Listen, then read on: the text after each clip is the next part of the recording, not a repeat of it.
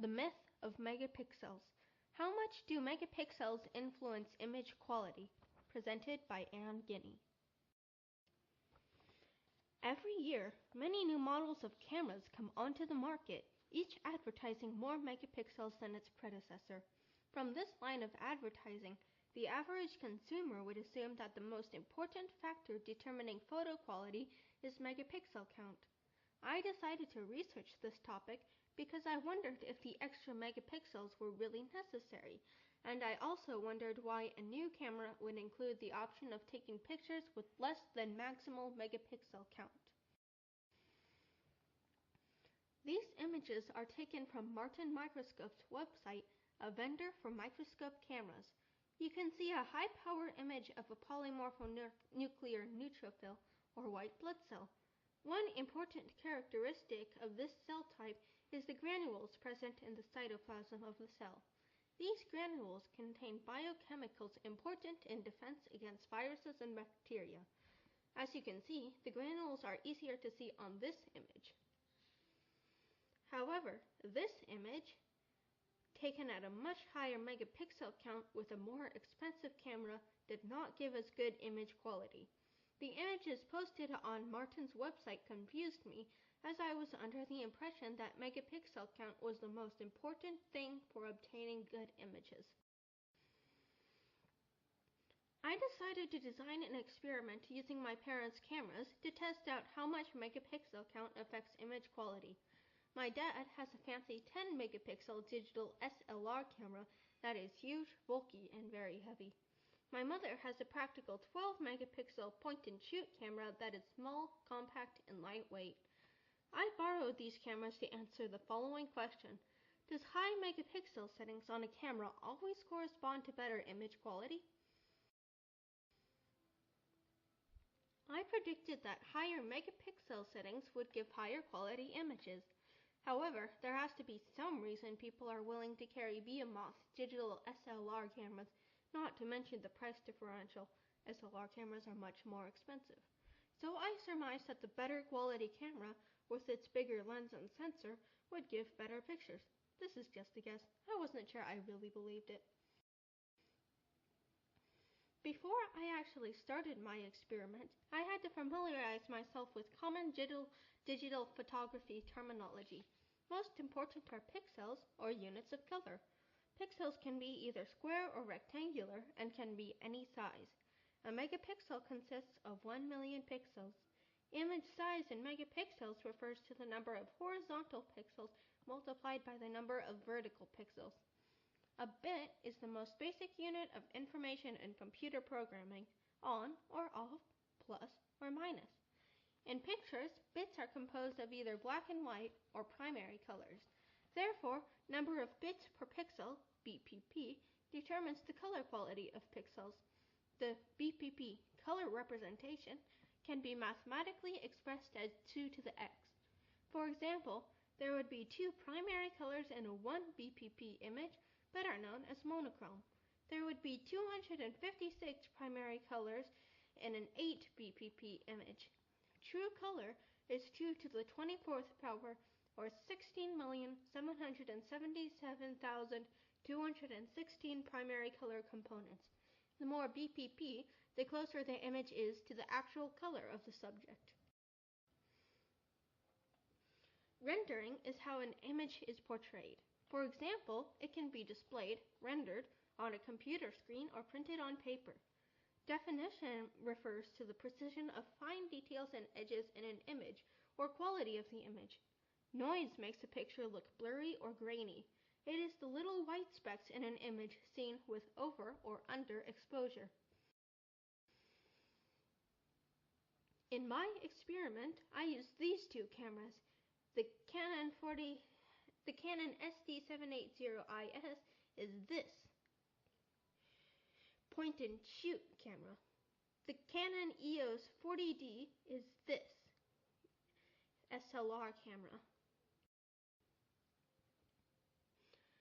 I decided to limit my experiment to indoor, low-light conditions because I noticed that most pictures taken outdoors during daylight look better than indoor photographs. and I wanted to test the limits of both cameras under less optimal conditions. I went to an orchestra rehearsal and focused on my cellist sister in the middle of the orchestra. I used a tripod and tried to get as close to the same field of view with both cameras as possible. With the cameras set on automatic default settings with no flash, I then took several pictures with each camera at all available megapixel settings. The point-and-shoot camera had 6 settings, whereas the digital SLR camera had only 3. Later, I downloaded the images and manipulated them using Corel Paint Shop Pro. In order to directly compare the images, I selected a distinctive feature, the F-hole on my sister's cello, and cropped them all to show the most similar area. These images were different size to begin with, so I enlarged those that were smaller than the largest image to match the size of the largest image. I then printed all of the images and asked my father to rate the pictures on an ascending scale from 0 to 4. He was unaware of which camera or megapixel settings used for each image, blinded.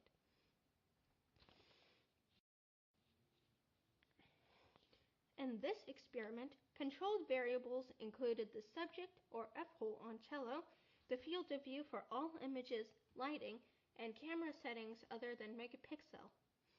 The variable that was manipulated was the megapixel settings on each camera. The responding variable was image quality.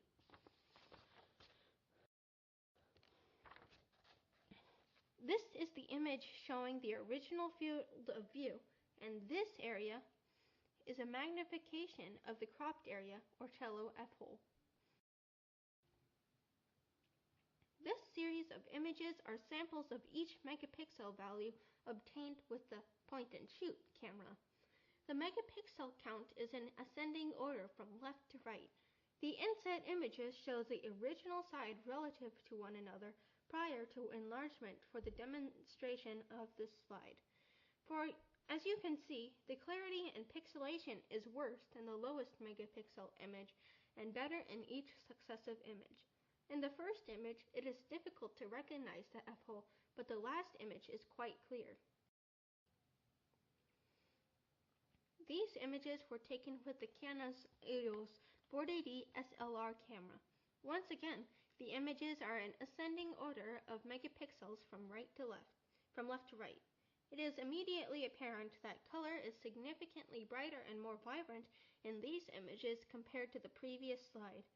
In addition, it is difficult to see pixelation, and there is significantly less noise, even at the lowest megapixel resolution.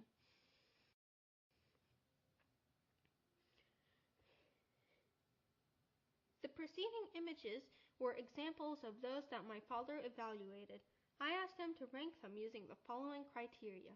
A score of 0 would imply an unrecognizable image. A score of 1 would be given to a recognizable image with significant blurring, high noise, and significant pixelation. A score of 2 was given for moderate blur, pixelation, and noise. A score of 3 was given for minimal blur with difficult to detect noise and pixelation. A score of 4 indicated a very clear image with no obvious pixelation and noise. Color accuracy was not ranked independently due to subjectivity, but was reflected in the blur because of white speckles in the higher noise images. This graph shows the results of my father's observations.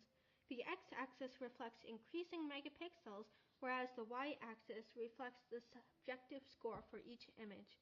The red bars are the scores obtained for images taken with the SLR camera, and the orange bars are scores for the point-and-shoot camera. As mentioned previously, there were only 3 megapixel settings for the SLR camera, whereas the point-and-shoot had 6.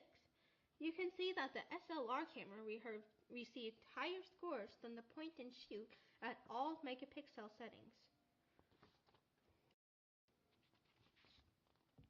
I found that image quality improved with increasing megapixel counts for each camera, but this was less important than other factors inherent to the specific camera.